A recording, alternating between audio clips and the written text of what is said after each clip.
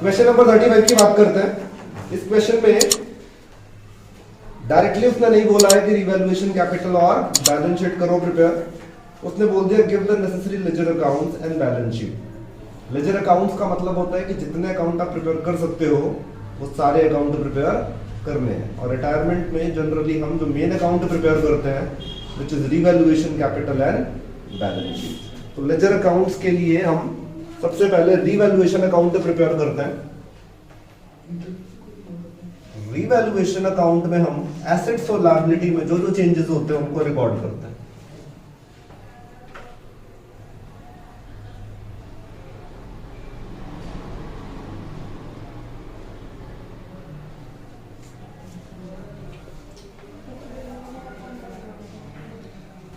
First point में बहुत सारे एसेट्स हैं जिनमें चेंजेस हो रहा है।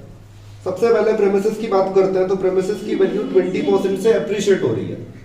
एसेट की वैल्यू जब भी इंक्रीज होती है हम क्रेडिट साइड में रिकॉर्ड करते हैं। प्रेमिसेस 20% से रिकॉर्ड करेंगे तो आ जाएगा 16,000।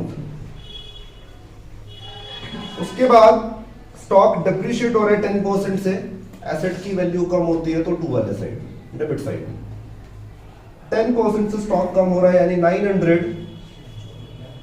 प्रोविजन फॉर डाउटफुल डेट बोला उसने 5% क्रिएट करना है डेटर के ऊपर। तो डेटर अगर हम देखें बैलेंस शीट में तो 6,000 का दिख रहा है।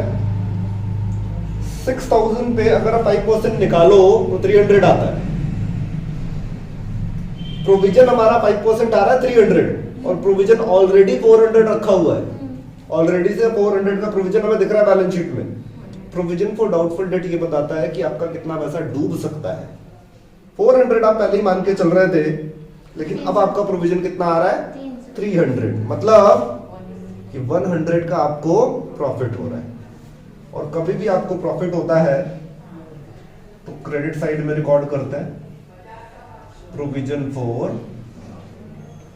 Doubtful debt. कितना 100 का। कभी भी प्रोविजन पहले ही गिवन हो तो दोनों को कंपेयर करके डिसाइड करना है कि प्रॉफिट हो रहा है या फिर लॉस हो रहा है। आगे एडजस्टमेंट लिखा हुआ है क्या, provision for legal damages is to be made for 1200। आपको 1200 रुपए का प्रोविजन क्रिएट करना है लीगल डैमेजेस के लिए। और लायबिलिटी साइड में अगर आप देखो तो 6,000 का ऑलरेडी क्रिएटेड है प्रोविजन। अब यहां पर हम प्रोविजन वाला लॉजिक नहीं यूज करेंगे, कंपेयर करके हमने देखा प्रॉफिट हो रहा है लॉस हो रहा है। यहां पर उसने क्लियरली बोला है कि आपको इस टू बी मेड 1200। इसका मतलब यह है कि जितना पहले था उतना रखो और 1200 रुपए से क्रिएट कर दो। तो ये जो प्रोविजन है और हम 1200 से क्रिएट करेंगे तो हमारा जो 6,000 था अब कितना हो जाएगा 7,200। हमें लिखना तो केवल 1200 से ही है क्योंकि हमारी लायबिलिटी कितने से इंक्रीज हो रही है केवल 1200 रुपए से। बैलेंस शीट में जब लिखेंगे ना उस प्रोविजन को तो टोटल लिखेंगे 7,200।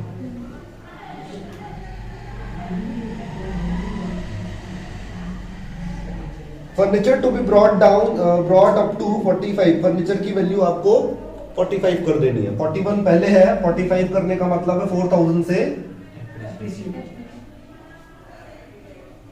4,000 से अप्रिशिएट कर दिया हमने। सेकेंड एडजस्टमेंट में गुडविल की बात है, गुडविल नहीं आता है यहाँ पे। थर्ड एडजस्टमेंट पे रिटायरिंग पार्टनर को कितना अमाउंट पे करना है इससे रिलेटेड इन्फॉर्मेशन है वो भी नहीं आएगा। लास्ट वाले एडजस्टमेंट में न्यू रेशियो गिवन है यानी और कोई भी एसेट और लायबिलिटी में चेंज नहीं हो रहा है। तो सिंपली क्या करना है हमें टोटल करना है। कितना आ जाएगा 18,000 का प्रॉफिट आ रहा है। क्रेडिट साइड का जो टोटल है वो आ रहा है 20,100 और इधर का टोटल आ रहा है 2,100। जब लेस करेंगे तो इधर आ जाएगा 18,000 का प्रॉफिट और इस प्रॉफिट को हमें डिवाइड कर देना है between old partner in old ratio. और ओल्ड पार्टनर इसमें पंकज, नरेश और सौरभ। पंकज,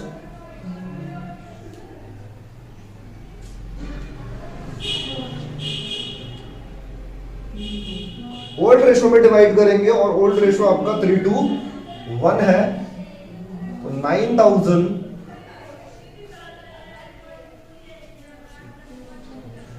6,000 एंड 3,000। ये आपने प्रिपेयर कर लिया रिवैल्यूएशन अकाउंट। इसके बाद कैपिटल अकाउंट।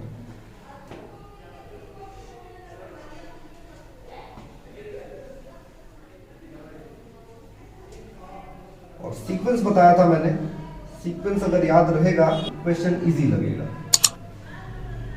होने के चांसेस भी बढ़ते जाएंगे।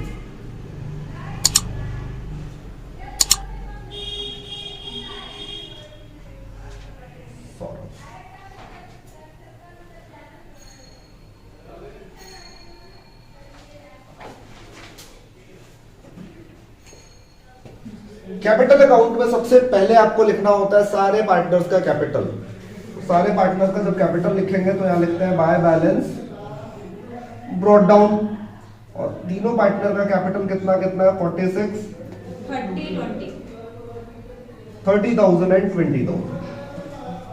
सेकेंड एडजस्टमेंट है हमारा गुडविल को लेकर। गुडविल एक ही गिवन है, इट मींस वो नया गुडविल है, और नया गुडविल के लिए हम एंट्री पास करते हैं gaining to retiring. New ratio given है तो गेनिंग रेशो कैलकुलेट करना पड़ेगा आपको। गेनिंग रेशो का फॉर्मूला होता है new ratio minus old ratio. अब यहाँ पे नरेश रिटायर हो रहा है, इट मींस आपको गेनिंग रेशो किसका किसका? पंकज का और सौरभ का।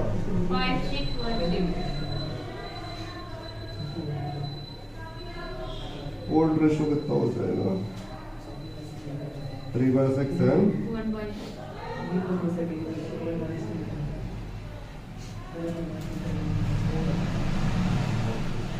गेनिंग रेशो हमने निकाला पंकज का और सौरभ का। तो पंकज का गेनिंग आ रहा है 2/6, सौरभ का 0, मतलब सौरभ गेन नहीं कर। जो 0 आता है एंट्री में उसकी कोई बात नहीं करनी है। यानी अब हमें एंट्री पास करनी है तो गेन केवल पंकज कर रहा है। Pankaj capital debit to retiring partner to Naresh. और अमाउंट कैसे लिखना है? तो रिटायरिंग पार्टनर का गुडविल वो निकाल लेना है। 42,000 गुडविल ऑफ द फर्म है, इनटू कर देंगे नरेश के शेयर से 14,000 आ जाएगा। 14,000 से आपने एंट्री पास कर दी। अब इस एंट्री को पोस्ट करना है। जो डेबिट होता है उसको क्रेडिट साइड में लिखना है। By Pankaj capital account, by Pankaj करके नरेश में लिखना है, और टू नरेश कैपिटल करके पंकज। सेकेंड एडजस्टमेंट हमारा होता है गुडविल का ट्रीटमेंट, वो लिख दिया हमने। थर्ड एडजस्टमेंट हमारा रिवैल्यूएशन का प्रॉफिट और लॉस ट्रांसफर करना है। प्रॉफिट हो रहा है रिवैल्यूएशन में,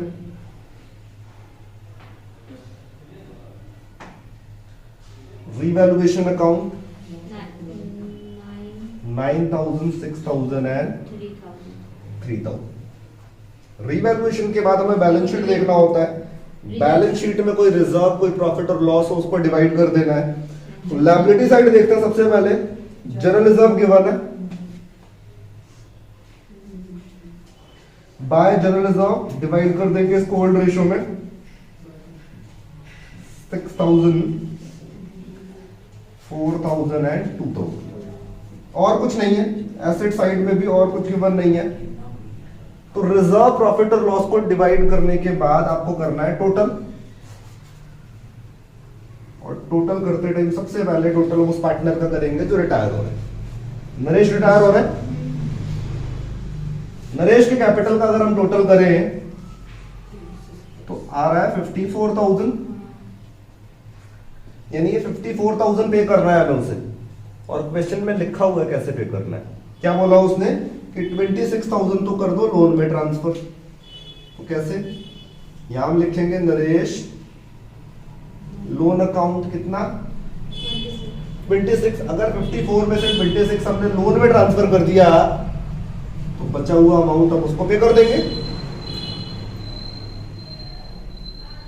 टू बैंक करके पे कर देना आपको कितना 28,000। अब हमारे पास पैसा है नहीं है वो तो आप छोड़ ही दो, वो हम देखेंगे बाद में बैलेंस शीट प्रिपेयर करते टाइम। उसने बोला भी ये लोन लेना है, अब हमें लोन कितने का लेना है ये हम बैलेंस शीट प्रिपेयर करते टाइम देखेंगे। 26 लोन में ट्रांसफर किया हमने, 28 हमने उसको पे कर दिया। नरेश का सेटलमेंट हो गया।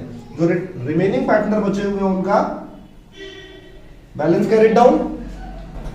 पंकज के कैपिटल अकाउंट का टोटल 61,000, इधर डिफरेंस देखा हमने 47,000 का बैलेंस आ रहा है, वो हमने ट्रांसफर कर दिया, और सौरभ का 25,000, तीनों का हमने कैपिटल अकाउंट प्रिपेयर कर लिया। एट लास्ट हमें बैलेंस शीट करना है प्रिपेयर। लायबिलिटी साइड में जनरल रिजर्व सबसे पहले दिख रहा है, वो डिस्ट्रीब्यूट हो चुका है, नहीं आएगा। सन्ड्री क्रेडिटर्स कोई चेंज नहीं है, तो एज इट इज वैल्यू पे लिख देंगे। उसके बाद बिल्स पेबल कोई चेंज नहीं है, एज इट इज वैल्यू पर लिख देंगे 12,000। आउटस्टैंडिंग सैलरी कोई चेंज नहीं है, 2,200 एज इट इज वैल्यू पर आ जाएगा। प्रोविजन फॉर लीगल डैमेज, इसके ऊपर एडजस्टमेंट था, क्या एडजस्टमेंट था, तो 6,000 तो ऑलरेडी है ना, और क्रिएट और कर दिया आपने 1,200 से, यानी टोटल प्रोविजन आपको क्रिएट करना पड़ा 7,200 से। उसके बाद कैपिटल है, तो कैपिटल केवल हम पंकज और सौरभ का लिखेंगे 47,000 और 25,000, 72,000। और नरेश का क्या लिखना है आपने, लोन अकाउंट विच इज 26,000। हो गया। लायबिलिटी साइड में हम जो जो लिख सकते थे वो हमने लिख दिया। अब एसेट साइड देख लेते हैं। सबसे पहले लिखा हुआ बैंक। अब बैंक थोड़ा ध्यान से समझना, बैंक का जो बैलेंस है 7,600 है, और हमने नरेश को कितने की पेमेंट कर दी, 28 की पेमेंट कर दी हमने, यानी हमने लोन लिया है। कितने का लोन लिया है, अगर आप 28,000 माइनस कर दो तो आ जाता है 20,200 400।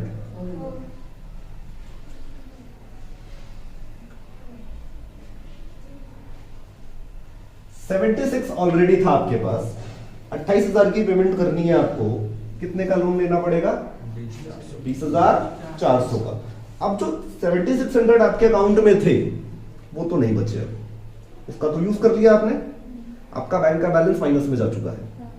लोन लेने का मतलब है ओवरड्राफ्ट, तो बैंक इस बार हम एसेट साइड में लिखेंगे, क्योंकि बैंक एसेट साइड में लिखने का मतलब आपके अकाउंट में पैसे हैं,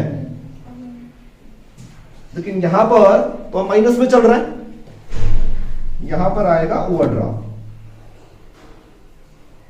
कितने का, 20,400 का। पॉइंट क्लियर है? उसके बाद डेटर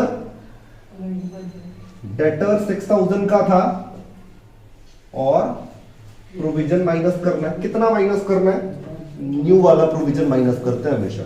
न्यू वाला प्रोविजन कितना आया था, 300। स्टॉक 9,000 का है, लेकिन इसकी वैल्यू डिप्रिशिएट हो गई है 900 से 8,100 आ गया। फर्नीचर 41,000 का है, अब हो गया 45 का, यानी अप्रिशिएट हो गया 4,000 से।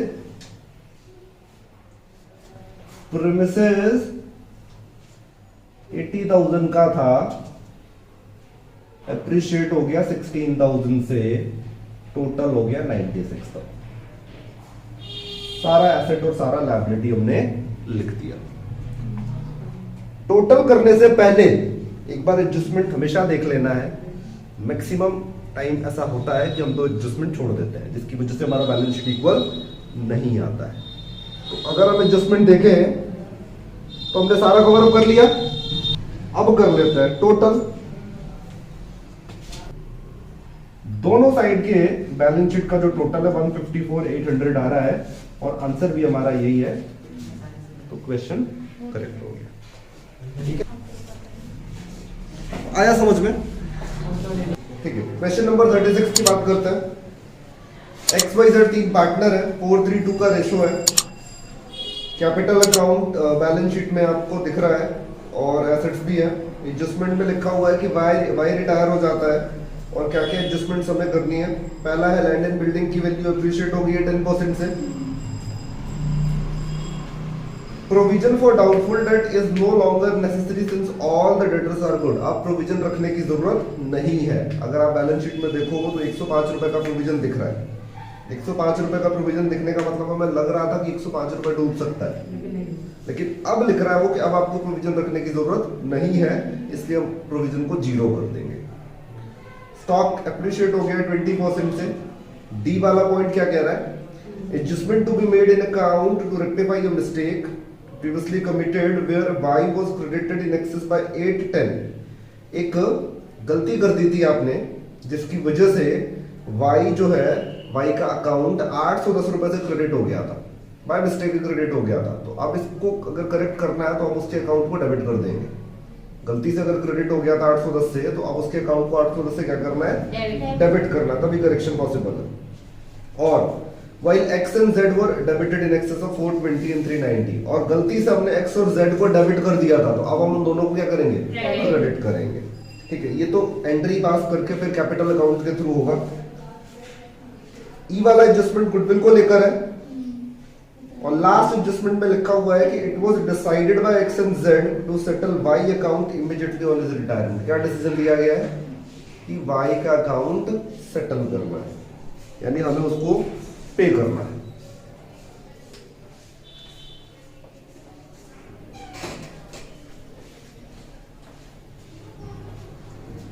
सबसे पहले रिवैल्यूएशन अकाउंट करेंगे प्रिपेयर।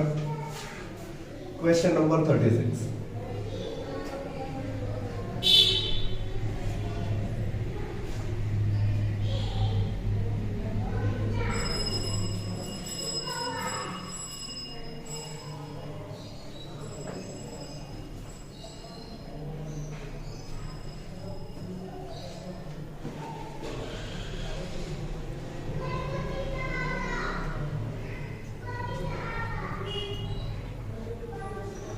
रिवैल्यूएशन में जो सबसे पहले है आपको लिखना है वो लैंड एंड बिल्डिंग जो अप्रिशिएट हो रहा है 10% से, उसको लिखेंगे क्रेडिट साइड में बाय लैंड एंड बिल्डिंग।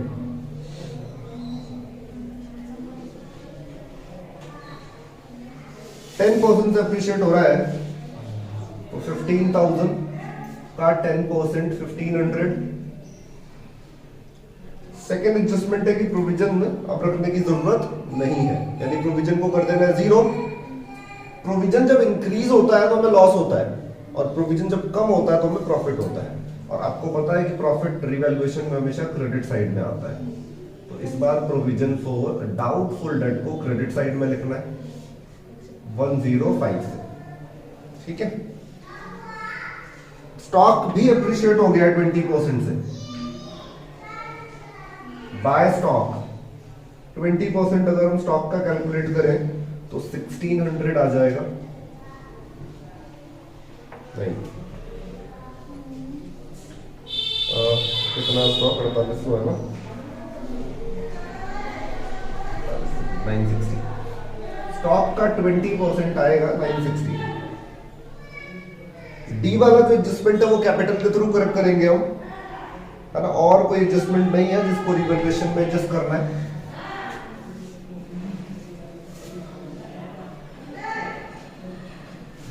अब टोटल कर लेते हैं इसका। सारा डिफरेंस डेबिट साइड में आ रहा है और ये हो जाएगा प्रॉफिट 15, 24, 25, 65। प्रॉफिट आ रहा है आपका 2565।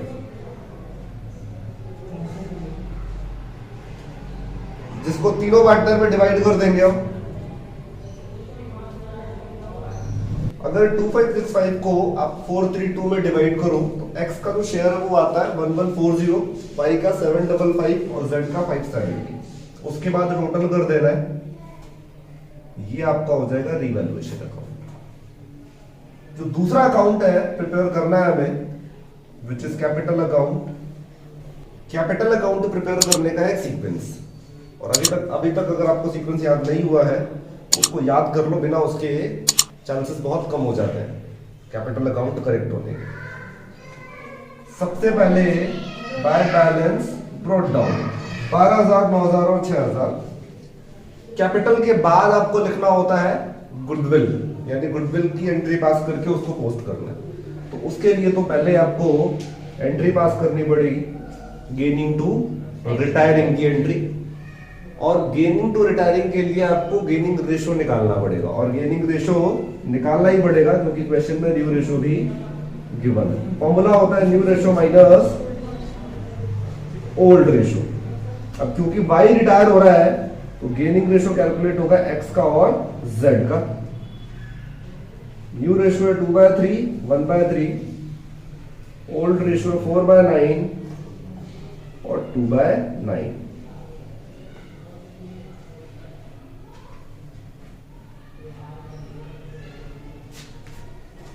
गेनिंग रेशो आपका आ रहा है 2:1, यानी दोनों ही पार्टनर गेन कर रहे हैं।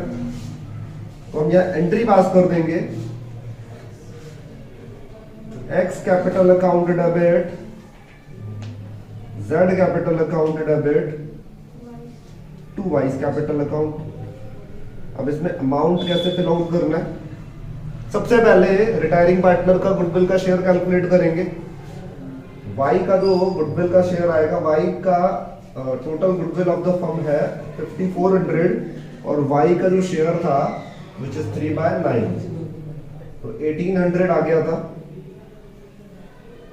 1800 को गेनिंग रेशो में डिवाइड कर देंगे तो इट विल बी 1200 एंड 600। अब इस एंट्री को पोस्ट कर देना है यहां पर। By X capital by Z capital और अमाउंट हम लिखेंगे वाई में, और यहां पर आएगा 2y कैपिटल और अमाउंट हम लिखेंगे x और z। गुडविल का एडजस्टमेंट हो गया। थर्ड एडजस्टमेंट हम करते हैं रिवैल्यूएशन का। तो रिवैल्यूएशन में प्रॉफिट हो रहा है,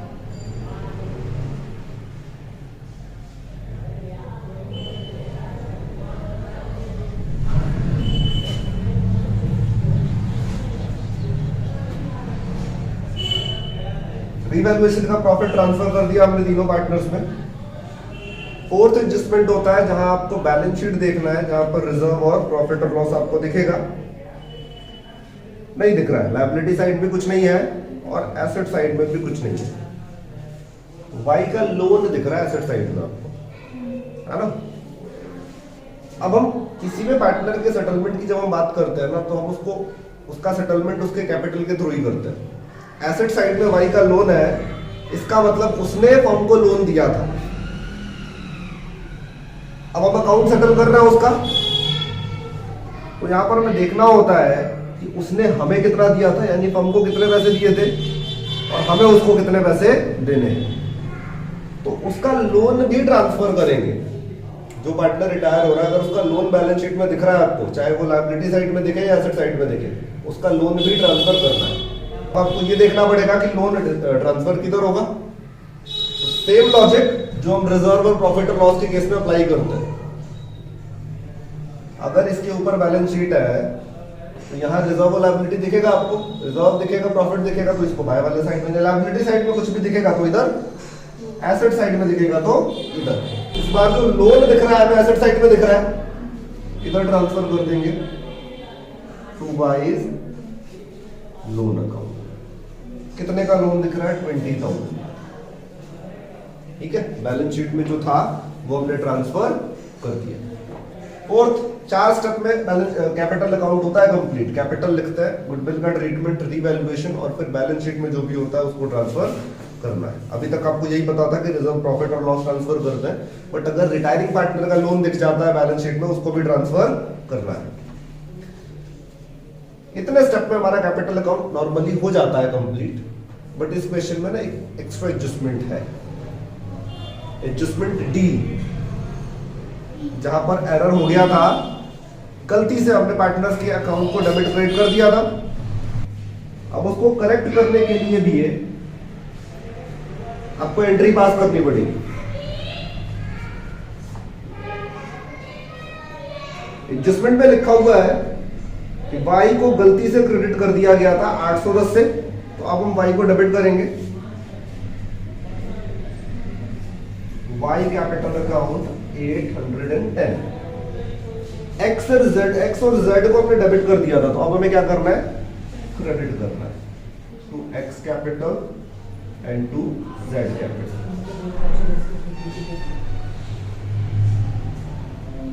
420 एंड 390। पहले आपने एंट्री पास की, अब इस एंट्री को पोस्ट करिए। कैसे पोस्ट कर सकते हैं, सबसे पहले लिखेंगे इधर वाई कैपिटल और अमाउंट लिखेंगे एक्स और जेड में 420 एंड 390। यहां लिखेंगे 2x कैपिटल 2z कैपिटल और अमाउंट लिखेंगे y में 420 एंड 390। आया समझ? ठीक है ना। एक एडिशनल एडजस्टमेंट और था जिसको हमने यहाँ पे पोस्ट कर दिया एंट्री पास करने के बाद। अब करना है हमें टोटल, और रिटायरमेंट के केस में सबसे पहले टोटल हम उस पार्टनर का करते हैं जो रिटायर होता है। वाई रिटायर हो रहा है, वाई का टोटल करते हैं।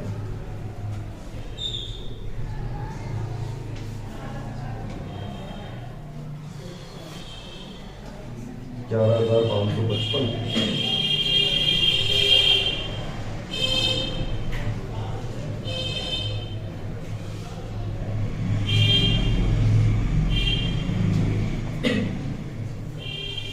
वाई के कैपिटल अकाउंट के क्रेडिट साइड का जो बैलेंस है टोटल वो आ रहा है 11,555।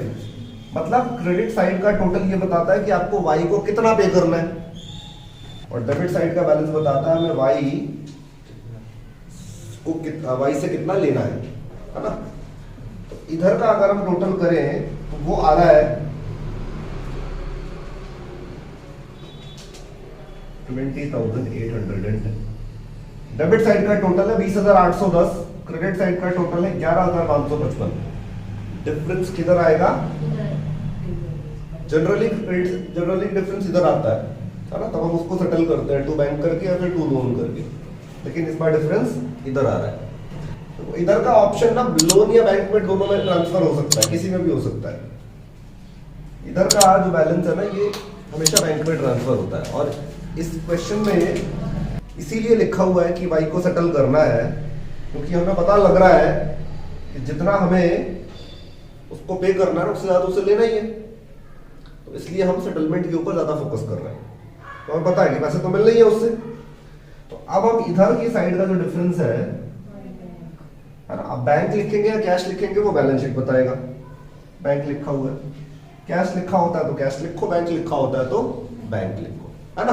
इधर का डिफरेंस वैसे तो हमेशा बैंक आता है, लेकिन क्लियरली मेंशन किया हुआ है कि सेटल करना है, तो डिफरेंस किधर भी आता आप क्या लिखते, बैंक ही लिखते। सेटलमेंट का मतलब ही क्या हुआ, अगर उसको पे करना है तो पे करो, उससे पैसे लेने हैं तो पैसे ले लो। तो अब हम देख लेते हैं इधर की साइड का डिफरेंस कितना आ रहा है। कैलकुलेशन में छोटा सा मिस्टेक, यहाँ 855 आ रहा था वाई का जो रिवैल्यूएशन का प्रॉफिट था,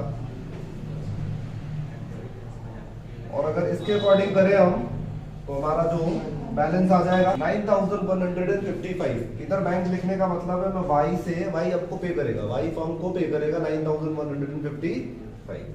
तो सबसे पहले रिटायरिंग पार्टनर का टोटल करते हैं, उसके बाद रिमेनिंग पार्टनर का टोटल करेंगे, और रिमेनिंग पार्टनर का जो डिफरेंस है वो बैलेंस कैरी डाउन आ जाएगा। ये रहा, ठीक है, 12,360, और इधर आ जाएगा आपका 6 960 63।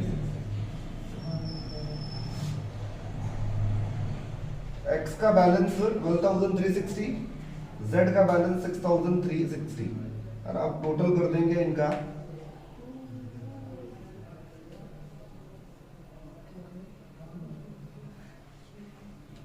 ये हमने कैपिटल अकाउंट कर लिया प्रिपेयर। लास्ट अकाउंट बचता है हमारा which is बैलेंस शीट। ठीक है, बैलेंस शीट प्रिपेयर करते टाइम आपको एक एक लायबिलिटीज को अच्छे से देखते जाना है, इंक्लूडिंग एसेट्स। जिसमें चेंज हो रहा है उसको चेंज वैल्यू पर लिखना है, और जिसमें कोई चेंज नहीं है उसको एक्जिस्टिंग वैल्यू पर। लायबिलिटी साइड में सबसे पहला लायबिलिटी या क्रेडिटर कोई चेंज नहीं है, एज इट इज वैल्यू पर लिखेंगे। उसके बाद कैपिटल अकाउंट का बैलेंस है, और कैपिटल अकाउंट का बैलेंस हम केवल एक्स और जेड का लिखेंगे, विच इज 12,360 एंड 6,960 360।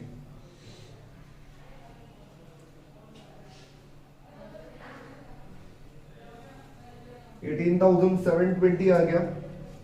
और y का लोन नहीं लिखेंगे क्योंकि हम y का जो बैलेंस है वो सेटल कर चुके हैं। एसेट साइड में देखते हैं, बैंक का बैलेंस है 3,300 और y से आपको मिला हुआ है 9,155, वो प्लस कर देना है 12,455 टोटल बैलेंस। सन्ड्री डेटर के ऊपर भी चेंज है। बैलेंस शीट में तो आपको दिख रहा होगा कि प्रोविजन लेस हो रहा है, लेकिन अब न्यू बैलेंस शीट में कोई भी प्रोविजन लेस नहीं करना है, तो टोटल वैल्यू से लिख देंगे। स्टॉक में चेंज आ रहा है, 4,800 का था और ये डेप्रिशिएट हो गया है, सॉरी एप्रिशिएट हो गया, एप्रिशिएट हो गया 960 से 5760। Plant and machinery same value पर आ जाएगा,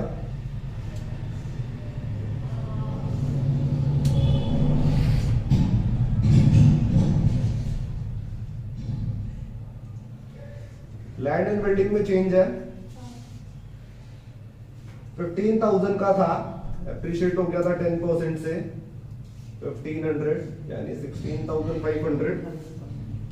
वाई का लोन हम ऑलरेडी ट्रांसफर कर चुके हैं कैपिटल में, तो नहीं आएगा। टोटल एसेट और लायबिलिटी हमने लिख दिया। अब एक बार एडजस्टमेंट जरूर चेक कर लेना है, एक एडजस्टमेंट भी हमारा सारा कवर हो गया।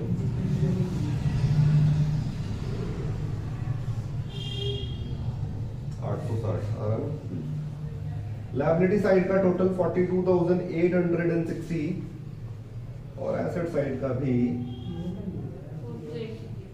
ठीक है। तो ये हमारा क्वेश्चन हो गया। हर क्वेश्चन एक ही सीक्वेंस में चलेगा तो होता जाएगा, बहुत थोड़े थोड़े डाउट्स रहेंगे आपके, अपना अलग कोई मेथड क्रिएट करोगे नहीं आएगा कॉन्फिडेंस।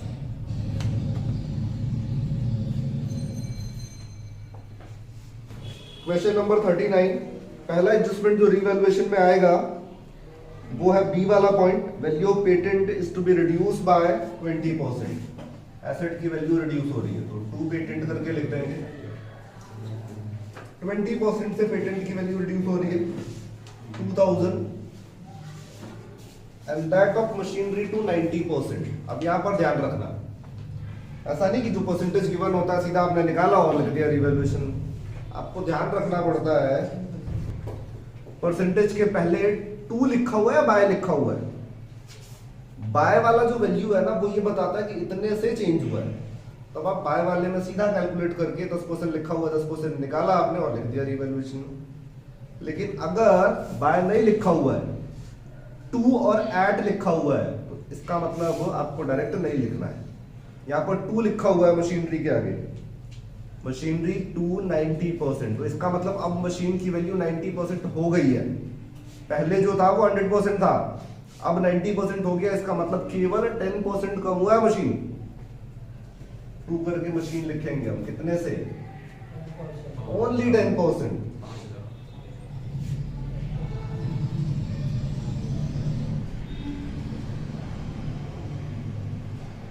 प्रोविजन क्रिएट करते हैं 6% से। 40,000 का डेटर है, 6% अगर आप निकाल रहे हो 24 आएगा, ऑलरेडी 2,000 से क्रिएटेड है, तो यहां पर आपको प्रोविजन फॉर डाउटफुल लिख देना है 400 से। Z took the investment at market value। Z partner है और वो रिटायर हो रहा है और उसने एसेट टेक ओवर कर लिया। पार्टनर एसेट भी टेक ओवर कर सकता है और लायबिलिटी भी टेक ओवर कर सकता है। टेक ओवर की जो एंट्री होती है हम रिवैल्यूएशन में नहीं करते हैं, हमें कैपिटल अकाउंट में करना है। टेक ओवर की जो एंट्री है वो हम कैपिटल अकाउंट में ना करके, सॉरी रिवैल्यूएशन में ना लिख के कैपिटल में ट्रांसफर करेंगे और बिल्कुल उसी तरीके से ट्रांसफर करेंगे जैसे हम रिजर्व प्रॉफिट ट्रांसफर करते हैं। तो इन्वेस्टमेंट आपको इधर दिख रहा है एसेट साइड में, इधर ट्रांसफर होगा, इसको ट्रांसफर तो इधर करेंगे, लेकिन अगर टेक ओवर करते टाइम कोई प्रॉफिट और लॉस हो रहा है तो उसको रिवैल्यूएशन में लिखना पड़ेगा। अगर आप इन्वेस्टमेंट देखो तो 15,000 का है और उसकी मार्केट वैल्यू 17,600 है। जेड ने इन्वेस्टमेंट टेक ओवर किया है मार्केट वैल्यू पे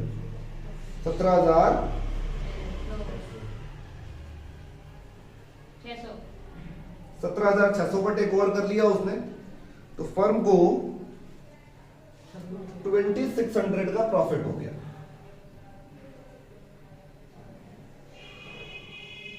बाय इन्वेस्टमेंट करके कितना 2,600। टेक ओवर करने का मतलब बेच ही दिया एक तरीके से हमने, 15 का था 17,600 में बेचा तो हमें 2,600 रुपए का प्रॉफिट हो गया।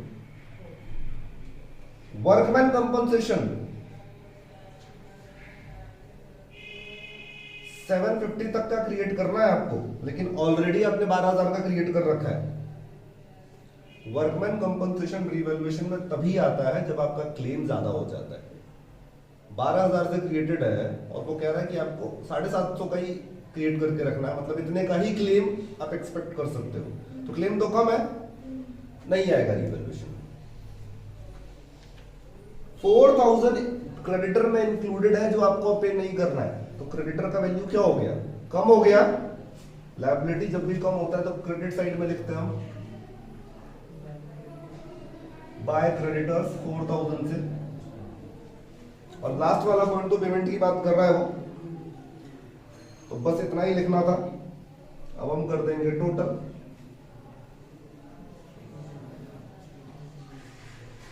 और 74 और 66, 800 का लॉस है, 800 का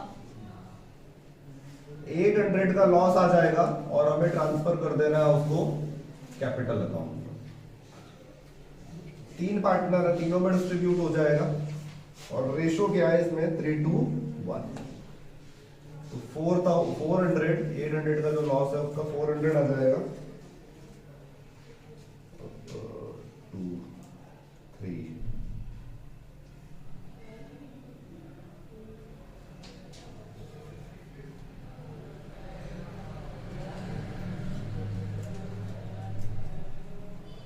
रिवैल्यूएशन के 800 का लॉस को हमने तीनों में डिस्ट्रीब्यूट कर दिया। अब हम देखते हैं कैपिटल अकाउंट। कैपिटल अकाउंट में सबसे पहले हमें लिखना होता है बैलेंस ब्रोट डाउन, सारे पार्टनर्स का कैपिटल।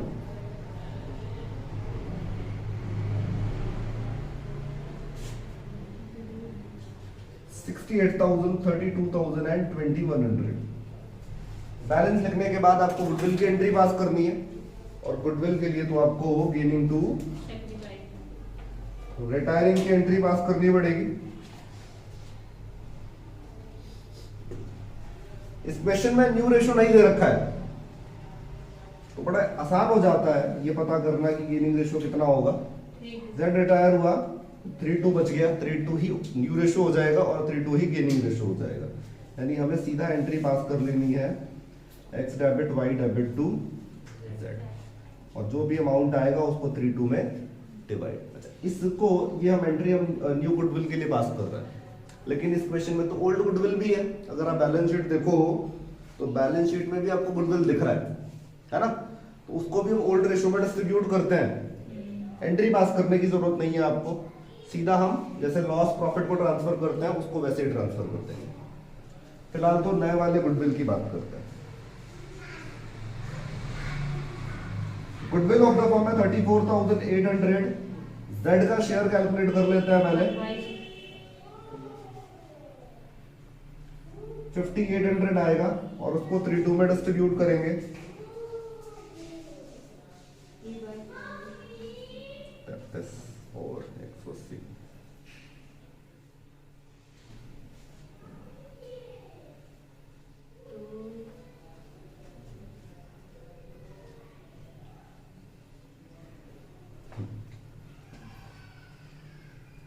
गुडविल को डिवाइड किया हमने, x का शेयर आ रहा है 3480, y का है 2320 और z में तो 58 है ही है हमारे पास। तो पहले इसको डिवाइड कर देते हैं, इसको ट्रांसफर कर देते हैं बाय x और बाय y करके z में लिखना है 3480 एंड 2320 और यहाँ पर 2z करके x और y में लिखना है 3480 5800 क्या 5800 टोटल करके ही तो आएगा। y में 2320, ये तो नया गुडविल ट्रांसफर किया आपने। अब गुडविल की बात हो रही है, ओल्ड वाला भी ट्रांसफर कर देते हैं। एसेट साइड में है, किधर वाले साइड में ट्रांसफर होगा? Debit side. इधर आपको लिखना है गुडविल और इसको ओल्ड रेशो में कर देना है डिवाइड।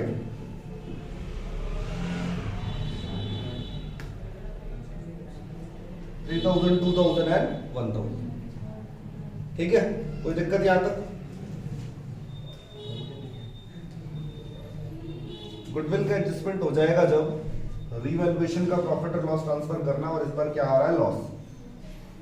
तो रीवैल्यूएशन का जो लॉस है उसको 2 वाले साइड में ट्रांसफर करते हैं। 400, 267 एंड 130।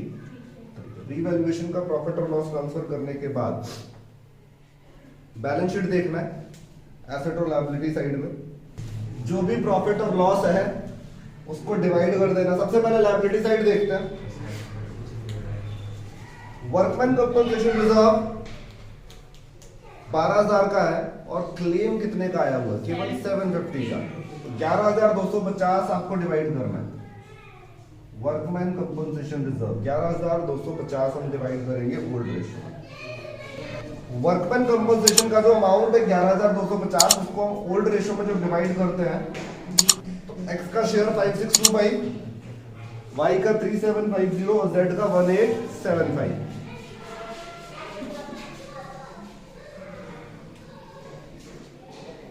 दूसरा रिजर्व है इन्वेस्टमेंट फ्लक्चुएशन रिजर्व, ये भी डिवाइड होता है। 6,000 का रिजर्व है, इजीली डिवाइड हो जाएगा 3,000, 2,000 एंड 1,000। अब एसेट साइड देखते हैं, एसेट साइड क्या क्या ट्रांसफर हो सकता है। गुडविल ऑलरेडी ट्रांसफर हो चुका है। एडवर्टीजमेंट सस्पेंस रहता है, वो हम डिवाइड कर देंगे। और advertisement suspense 250 this 25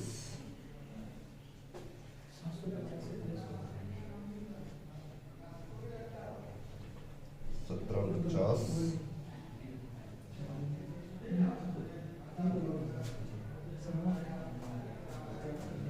advertisement suspense को भी हमने डिवाइड कर दिया। बैलेंस शीट में जो भी प्रॉफिट रिजर्व लॉस है उनको डिवाइड करने के बाद आपको करना है टोटल, और टोटल सबसे पहले हम उस पार्टनर का करते हैं जो रिटायर हो रहा है। और इस क्वेश्चन में तो जेड रिटायर हो रहा है। इस क्वेश्चन में जेड ने एसेट टेक ओवर किया हुआ था, और मैंने आपको बोला कि एसेट और लायबिलिटी जब भी टेक ओवर होता है कैपिटल में ट्रांसफर करते हैं, वो हम भूल गए। एसेट ट्रांसफर होगा तो इधर लिखेंगे टू इन्वेस्टमेंट करके, और कितने पर टेक ओवर किया उसने? मार्केट वैल्यू पर 17,600 का एसेट ट्रांसफर कर दिया आपने। सबसे पहले हम उस पार्टनर का बैलेंस टोटल करते हैं जो रिटायर होता है। तो जेड का जब हमने टोटल किया तो इधर का तो टोटल आ रहा 29,675, और डेबिट साइड में जो टोटल है वो आ रहा 19,608। जब हमने डिफरेंस देखा तो आ रहा 10,067। अब इस 10,067 का सेटलमेंट हमें कैसे करना है, इसके लिए इक्वेशन देखना पड़ेगा। सबसे लास्ट वाले पॉइंट में अगर आप देखो तो Z को कैसे अमाउंट पे करना है? 5067 तो इमीडिएटली पे कर देना है। 10,067 में से 5067 आपने इमीडिएटली पे कर दिया, तो 5,000 ही बचा। ये 5,000 बचा हुआ है। इमीडिएटली पे करने के बाद उसने क्या बोला कि 50% of the balance with in 1 year, जो बैलेंस बचा उसका 50% यानी 2500 एक साल के बाद करेंगे पे, यानी ये चला जाएगा लोन में। और जो 2500 बच गया उसके बारे में क्या बोल रहा है, बैलेंस बाय ड्राफ्ट, आपने उसको एक ड्राफ्ट दे दिया। तो अब हमें जेड का सेटलमेंट कैसे करना है, सबसे पहले तो हम लिखेंगे टू बैंक।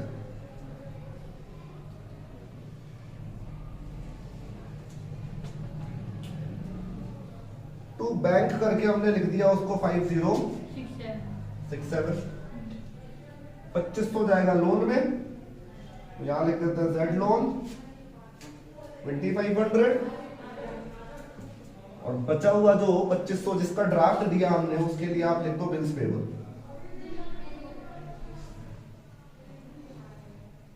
एक तरीके का बिल हो गया। 3 महीने बाद वो बैंक से जाके उसको डिस्काउंट करा लेगा। ठीक है, 2500 आपने लिख दिया बिल्स पेबल। अब जो रिमेनिंग पार्टनर है उनका हमें कैलकुलेट कर लेना है बैलेंस। तो रिमेनिंग पार्टनर जो बचे हुए हैं उनका हमने बैलेंस कैलकुलेट किया 67,120 एंड 31,430 है ना, इसका टोटल कर लेंगे हम। बैलेंस शीट देख लेते हैं जल्दी से। क्रेडिटर में चेंज आया है, 21,000 का क्रेडिटर है और क्लेम नॉट राइज लिखा हुआ है कि 4,000 का अमाउंट इंक्लूड है जो पे नहीं करना है, बातें नहीं। 17,000 कार्तिक, बातें नहीं। वर्कमैन कंपनसेशन रिजर्व आपको लिखना पड़ेगा जितने से क्लेम होता है, 750 आएगा बस। इन्वेस्टमेंट फ्लक्चुएशन हम पूरा डिवाइड कर चुके हैं, पूरा डिस्ट्रीब्यूट कर चुके हैं, नहीं आएगा। उसके बाद कैपिटल अकाउंट, और कैपिटल एक्स वाई का आएगा केवल 67,120 एंड 31,430, और जेड का हम लिख देंगे लोन 20। और जेड का जो लोन है उसके लोन के साथ साथ आपको उसका बिल्स पेबल पे लिखना पड़ेगा, क्योंकि ये भी एक तरीके से लायबिलिटी है जो हमारे ऊपर है। जब तक इसकी पेमेंट नहीं हो जाती है ना, इसको एज अ लायबिलिटी कंसीडर करेंगे। ये लायबिलिटी साइड कवर हो गया। Asset side, cash at bank अगर हम देखें तो 5750 का दिख रहा है, लेकिन 2500 की तो पेमेंट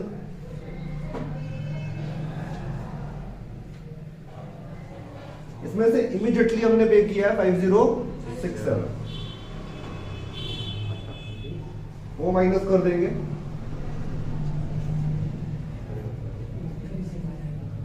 उसके बाद डेटर 40,000 का है, प्रोविजन लेस होगा, और नया वाला प्रोविजन जो हमने कैलकुलेट किया था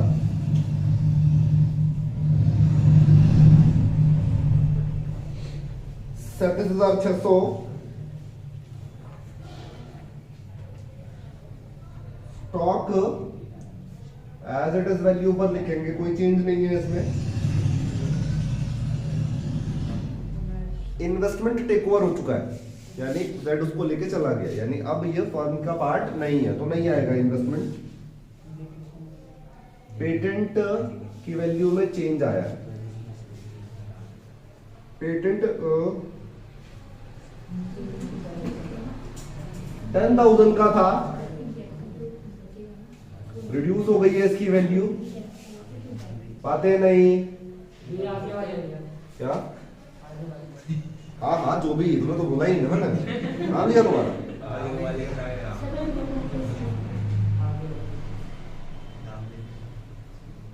पेटेंट के बाद मशीनरी, मशीन की वैल्यू में भी चेंज आया है, 50,000 का था ये, डेप्रिशिएट 5,000 से हुआ, 45 का बचा। गुडविल हमने राइट ऑफ कर दिया है इधर ट्रांसफर करके, नहीं आएगा। एडवर्टाइजमेंट सस्पेंस भी राइट ऑफ कर दिया हमने इधर ट्रांसफर करके, नहीं आएगा। तो एट लास्ट हमें क्या करना है, बस एक बार एडजस्टमेंट चेक करने के बाद टोटल कर लेंगे इसका। स्टॉक की वैल्यू एक्चुअल में 30,000 थी, हमने 15 लिख दिया था जिसकी वजह टोटल नहीं आ रहा था। बैलेंस शीट का टोटल 1,21,283 दोनों ही साइड का आ जाएगा। ठीक है।